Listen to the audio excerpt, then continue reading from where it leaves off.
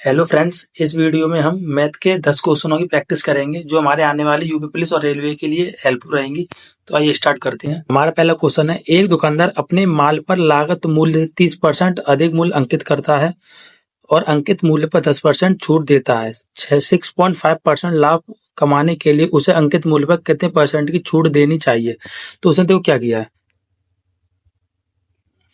उसकी पहले है हम एक तरफ लिखते हैं सीपी, एसपी और एमपी।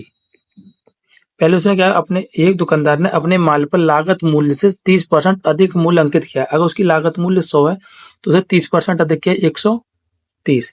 उसके बाद क्या है, उसने अपने अंकित करता है तथा अंकित मूल्य पर 10% की छूट देता है। अब एमपी पे 10% की छूट देगा तो उसने कितने की बेची, उसने 117 की, तो उसने 10% की छूट दिया, डिस्काउंट दिया 10% का। 6.5% अधिक लाभ कमाने के लिए 6.5%, इसमें 6.5% करेगा तो कितना होगा, 6.5% अधिक लाभ कमाना है उसको, तो कितना है 123.5, 123.5% अधिक लाभ हो गया। कमाने के लिए अंकित मूल्य पर कितने परसेंट की छूट देनी होगी, 130 का निकालना, तो कितने परसेंट ज्यादा हो रहा है, 6.5 किस पर, 130 पर इंटू 100। इसको काटेंगे तो जीरो से जीरो गया, 13×5 = 65 और 0.5 का अगर 10 मल्टीप्लाई करेंगे तो 5%। इसका करेक्ट आंसर क्या हो जाएगा, 5%। नेक्स्ट क्वेश्चन देखते हैं हम। हमारा अगला क्वेश्चन है, एक परीक्षा में एक छात्र को उत्तीर्ण होने के लिए अधिकतम अंकों का 33% प्राप्त करना होता है। उसे 125 अंक मिले और 40 अंकों से अनुत्तीर्ण हो गया, तो अधिकतम अंक कितने थे। तो देखो, उसको 125 अंक मिले और वो कितने अंकों से फेल हो गया, 40 अंकों से। अगर उसको 40 अंक और मिल जाते तो पास हो जाता, मतलब उसको कितने 33% अंक मिल जाते। तो यहाँ पे वो 33% की जो वैल्यू है वो कितनी दी हुई है, 125, और 40 को ऐड करेंगे 165। तो यहाँ से हम लिखाए तो 11 3 11 से 3 बार कटेगा और 11 से कटेगा कितनी बार, 15 बार, 15 और 3 से कितने बार, 5 बार। तो 1% की वैल्यू कितनी निकल आई, 5। हमको निकालनी कितनी है, अधिकतम अंक निकालने। अधिकतम अंक कितने हमारे, अधिकतम अंक होते हैं हमारे 100%। तो 100% करेंगे, इधर 100 को मल्टीप्लाई कर दिया तो इधर भी 100 को मल्टीप्लाई करेंगे तो कितना हो जाएगा, 500। तो इसका करेक्ट आंसर हो जाएगा 500। ठीक है, अब देखते हम हमारा नेक्स्ट क्वेश्चन देखते हैं। हमारा नेक्स्ट क्वेश्चन है, साधारणतः रवि अपनी आय का 70% खर्च कर देता है। उसकी आय में 25% की वृद्धि हो जाती है और उसके व्यय में 10% की वृद्धि हो जाती है। उसके बजट में कितने प्रतिशत की वृद्धि होगी। तो देखो, इधर सबसे पहले हम लिखेंगे इनकम, एक्सपेंडिचर एंड सेविंग। तो देखो, रवि की इनकम हम मान ले रहे हैं कितनी है, 100, और वो खर्च कितने कर रहा है, 70%। तो 100 का 70% कितना हो जाएगा, 70। तो 100 रुपये उसकी इनकम है, 70 रुपये में खर्च कर रहा है, तो बचा कितने रहा होगा, 30। ये क्या हमारी सेविंग। उसके बाद उसने बोला उसकी आय में 25% की वृद्धि हो जाती है। 100 का 25%, 100 में अगर 25% की वृद्धि हो रही हो तो कितना हो जाएगा, 125। जैसे उसकी इनकम में 125 रुपये हुई, वैसे ही उसने क्या कर दिया, अपनी व्यय में भी वृद्धि कर दी, कितने की, 10% की। तो 70 का जब मैं 10% निकालूंगा तो कितने लगेगा, 7। 7 को 70 में ऐड करूंगा कितना हो जाएगा, 77। इसकी इनकम होगी 125, खर्चा उसका हो गया 77। तो सेविंग में क्या फर्क पड़ा, सेविंग उसकी 48। अब ये तो हो गई 48 नंबर में, लेकिन वो पूछा परसेंट में, आंसर पूछा कितना बढ़ा है उसका, 18% बढ़ा है। किस पे, 30 पे। 30 का 100, 0 से 0 गया, 3 से गया 6 बार, 10 का 6 में गुणा करेंगे कितना कटेगा, 7 बार। तो इसका जो आंसर निकलेगा वो क्या हो जाएगा, 60%। हमारा नेक्स्ट क्वेश्चन देखते हैं। क्वेश्चन है, एक ठेकेदार 60 दिनों में एक सड़क को पूरा करने का ठेका लेता है और 70 मजदूरों को काम पर रखता है। 25 दिन के बाद उसने पाया कि 1/4 काम पूरा हो गया है। शेष काम को पूरा करने के लिए उसे कितने और मजदूरों की आवश्यकता होगी। तो देखो, एक मजदूर क्या कर रहा है, 60 दिनों में उसको एक सड़क बनानी है और मजदूर उसके पास कितने हैं, 70। लेकिन 70 मजदूरों ने 25 दिनों में 1/4 काम कर पाया है। तो 70 मजदूरों ने कितने दिनों में, 25 दिनों में कितना काम कर पाया है, 1/4। 1/4 का मतलब 25% काम कर पाया उस 70 मजदूरों ने। लेकिन अब वो कह रहा है काम को समय पर पूरा करना है, तो उसको समय पर पूरा करने के लिए 70 मजदूरों के साथ उसको और मजदूरों की आवश्यकता होगी। तो वो कितने दिन तक काम करेंगे, 35 दिन तक। और काम कितना बचेगा हमारे पास, 75। 75 काम बचेगा, 25 तिया 75, 35 दूनी 70। अब 25 दूनी 50 बराबर, 25 दूनी 50 और 50 के इसमें करेंगे 3 का मल्टीप्लाई 150 हो जाएगा। और ये कितना बचेगा, 70 प्लस एक्स। एक्स वैल्यू में अगर इधर से निकालूंगा तो 150 माइनस 70 इजकल टू कितना हो जाएगा, 80। तो उसको जो नए मजदूरों की आवश्यकता होगी वो कितनी होगी, 80 मजदूर चाहिए होंगे उसको। कितने चाहिए होंगे, 80। नेक्स्ट क्वेश्चन देखते हैं। नेक्स्ट क्वेश्चन क्या है, हमारा अगला क्वेश्चन है, 84 व्यक्ति एक कार्य को 30 दिन में पूरा कर सकते हैं। 15 दिन के बाद अतिरिक्त व्यक्ति लगाए जाते हैं और कार्य निर्धारित समय से 5 दिन पहले पूरा हो जाता है। कुल कितने अतिरिक्त व्यक्ति लगाए गए? अब देखो क्या कह रहा है वो, 84 व्यक्ति कितने दिन तक काम करेंगे? 30 दिन तक। अगर 84 व्यक्ति 30 दिन तक काम करेंगे तो वो टोटल कितना काम करेंगे? तो 84 और 30 का मल्टीप्लाई करेंगे तो कितना हो जाएगा हमारा? 2520। इन दोनों का मल्टीप्लाई करके कितना हो गया? 2520। अब वो कह रहा है कि 15 दिन के बाद अतिरिक्त व्यक्ति लगाए गए। तो 15 दिन तक 84 व्यक्तियों ने काम किया था, तो 15 दिन तक जब 84 व्यक्तियों ने काम किया तो कितना काम हो गया? 1260 काम हो गया। अब ये कह रहा है कि इसके बाद अतिरिक्त व्यक्ति लगाएंगे, तो 84 व्यक्तियों में कुछ व्यक्ति जुड़े हैं इसमें हमारे, और जो वो अगर जो 84 व्यक्ति के साथ और व्यक्ति जो लगे उन्होंने क्या किया, उनके जुड़ने से जो काम 15 दिन में हो रहा था वो काम कितने दिन में हो गया? अब 10 दिन में। तो अब इसको सॉल्व करेंगे तो 2520 में से 1260 को हटाएंगे कितना बचेगा? 1260 इजकल टू 84 प्लस एक्स गुणा 10। 10 से अगर मैं इसको काटूँ 126 बचेगा, तो एक्स वैल्यू कितनी निकल आएगी? 126 माइनस 84 इजकल टू 42। तो आंसर कितना निकल आया? 42। इसका करेक्ट आंसर क्या है हमारा? 42। हमारा नेक्स्ट क्वेश्चन क्या है देखते हैं।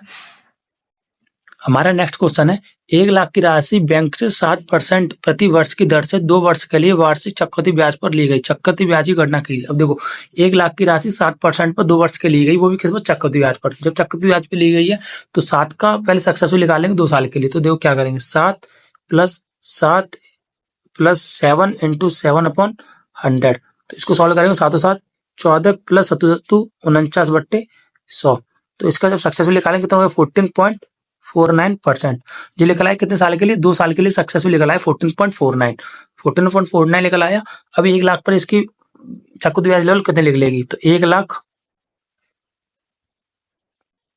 और कितनी ब्याज मिल रही है हमको? 14.49। 2 साल में 14.49 अपॉन 100। अगर इसको सॉल्व करूंगा 2 जीरो से 2 जीरो कट के, और अगर मैं 1000 का मल्टीप्लाई इसमें कर दूंगा तो कितना? 14490। हमारा आंसर क्या हो जाएगा? 14490, option number B. Next question देखते हैं हमारा। नेक्स्ट क्वेश्चन क्या है हमारा, एक दुकानदार को अपने माल पर क्रय मूल्य से कितना अधिक प्रतिशत अंकित करना चाहिए कि अंकित मूल्य पर 20% की छूट देने पर उसको 20% का लाभ हो। देखो 20% की वो छूट दे रहा है, उसको कितना चाहिए? 20% का ही लाभ चाहिए। तो 20% की फ्रैक्शन वैल्यू कितनी होती है? 20% की फ्रैक्शन वैल्यू होती है 1/5। कितनी होती है? 1/5।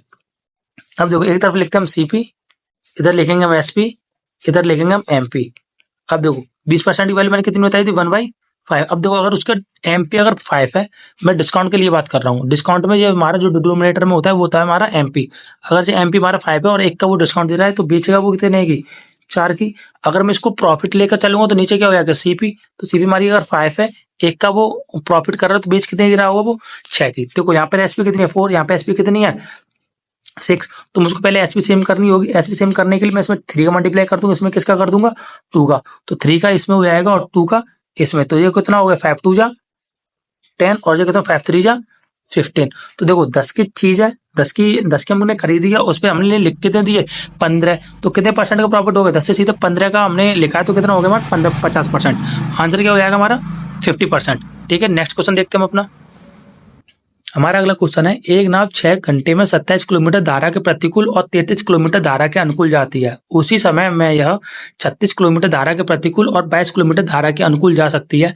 36 किलोमीटर धारा के प्रतिकूल और 44 किलोमीटर धारा के अनुकूल जाने में से कितना समय लगेगा? तो देखो हम इसमें क्या कर रही है, एक नाव धारा के प्रतिकूल जा रही है और धारा के अनुकूल जा रही है। अब देखो हमको ये तो पता है कि धारा की जब वो प्रतिकूल चलेगी तो स्पीड कैसी होगी उसकी? कम, क्योंकि धारा उसकी अपोजिट साइड में बह रही होगी। और जब धारा के अनुकूल चलेगी तो धारा किसकी होगी? उसके साथ होगी। तो नाव की स्पीड कैसी होगी? ज्यादा। तो हमको ऐसे 2 वैल्यू सोचनी है जो इस इक्वेशन को सेटिस्फाइड कर दे। जैसे कि मैंने सोचा जे 9 27 किससे कट रहा है हमारा? 9 से। 9 3 जा 27 और जो 33 किससे कट रहा है? 11 से। 11 3 जा 33। तो देखो दोनों की वैल्यू कितनी होगी? 3 और 3, दोनों के दोनों जोड़ के कितने हो जाएंगे? 6 हो जाएंगे। नेक्स्ट देखो इस पे भी देखते हैं। 9 से कट रहा है 9 4 जा 36, 11 से कट रहा है 11 2 22। तो 4 और 2 कितना हो रहा है हमारा? 6 हो रहा है। ये भी सेटिस्फाइड होगी। तो हमारी जो धारा के प्रतिकूल जो स्पीड होगी वो कितनी होगी हमारी? 9। और धारा की जो अनुकूल स्पीड होगी वो होगी 11। तो 36 में 11 का मल्टीप्लाई डिवाइड करूंगा तो कितना? 9 4 जा 36, 11 का इसमें डिवाइड करूंगा तो कितना? 11 4 जा 44। तो कितना हो गया टोटल समय? 8। तो टोटल समय कितना लगेगा उसको? 8 आवर। उसको कितना लगेगा? 8 आवर पार करने में। नेक्स्ट क्वेश्चन देखते हैं हम अपना। हमारा नेक्स्ट क्वेश्चन है, ए किसी कार्य का 80% 20 दिन में पूर्ण करता है, फिर बी ए के साथ जुड़ जाता है और वे शेष कार्य को 3 दिन में पूर्ण कर लेते हैं। बी अकेले संपूर्ण कार्य को कितने दिन में पूर्ण करेगा? देखो ए कर रहा है 80% काम को 20 दिन में, तो ए 100% काम कितने दिन में करेगा? ए 100% काम करेगा तुम्हारा 25 दिन में, और ए प्लस बी अब बचा हुआ काम कितना है? 20%। 20% काम कितने दिन में हो रहा है? 3 दिन में। तो 100% काम कितने दिन में होगा? ए और बी के द्वारा 100% काम होगा 15 दिन में। इन दोनों का एलसीएम कितना हो जाएगा? 75 काम हो जाएगा। अब देखो 25 से 75 3 बार और 15 से 5 बार। अब देखो इस पे क्या है, इस पे ए की इफिशियंसी कितनी है? 3। तो इसमें और इसमें कौन है? ए और बी दोनों के दोनों 7 काम कर रहे हैं 5, तो ए की इफिशियंसी इसमें हो जाएगी 3 और बी की कितनी हो जाएगी? 2। अब वो कह रहा है कि बी अकेले संपूर्ण कार्य को पूरा करने में कितना समय लगेगा? टोटल काम कितना है? 75 और बी की इफिशियंसी कितनी है? 2। तो हमको टाइम निकालना, 2 का इसमें डिवाइड लगा दें, 2 से इसको काटो, कितना निकल आएगा? 37.5। इसका आंसर क्या हो जाएगा? 37.5। तो ऑप्शन नंबर ए ठीक है। नेक्स्ट क्वेश्चन देखते हैं हम अपना। हमारा अगला क्वेश्चन है, एक साथ चालू होने पर 2 पाइप एस और टी एक टंकी को 6 मिनट में भर सकते हैं। टंकी को भरने में एस को टी से 5 मिनट अधिक समय लगता है। टंकी को भरने के लिए अकेले टी द्वारा लिया गया समय ज्ञात कीजिए। देखो एस और टी एक साथ टंकी को कितने देर में भर रहे हैं? 6 मिनट में, और एस को टी से 5 मिनट अधिक समय लग रहे हैं। तो इसको देखते हैं क्या इसको सॉल्व करते हैं। देखो क्या कह रहा था वो कि टी अगर एक्स मिनट ले रहा है तो एस कितना लेगा हमारा? X plus 5। तो ये दोनों मिलके टोटल वर्क कितना करेंगे? X plus 5। तो इसकी इफिशियंसी कितनी निकल आएगी? एक्स प्लस 5, और इसकी इफिशियंसी कितनी निकल आएगी? एक्स। तब इनके द्वारा लिया गया समय कितना होगा? टोटल वर्क में क्या करूंगा? इनकी इफिशियंसी का डिवाइड लगा दूंगा, तो इनका टोटल वर्क कितना हमारा? एक्स प्लस 5, और इफिशियंसी हो जाएगी इनकी 2x प्लस 5। और सवाल के अकॉर्डिंग ये कितनी देर में भर रहे हैं? 6 मिनट में। तो अगर मैं यहाँ से सॉल्व करूंगा इसको तो क्या हो जाएगा? एक्स के एक्स में करूंगा तो एक्स स्क्वायर प्लस 5x, इसका इसमें करूंगा तो 6 2 जा 12x और 6 5 जा 30। ये इक्वेशन बन गई। अगर इस इक्वेशन को सॉल्व करूंगा आगे तो एक्स स्क्वायर तो इधर ही रहेगा, 12x में से 5x लगाए तो माइनस के 7x, माइनस का प्लस का 30 इधर आएगा तो कितना? माइनस का 30।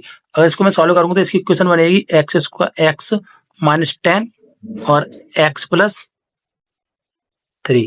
इक्वेशन बनेगी। तो जो समय लगेगा x की वैल्यू कितनी? x माइनस 10 इक्वल टू 0, तो x बराबर 10। जो इसका आंसर लेकर आएगा, तो x को कितना समय लग रहा है अकेले करने में?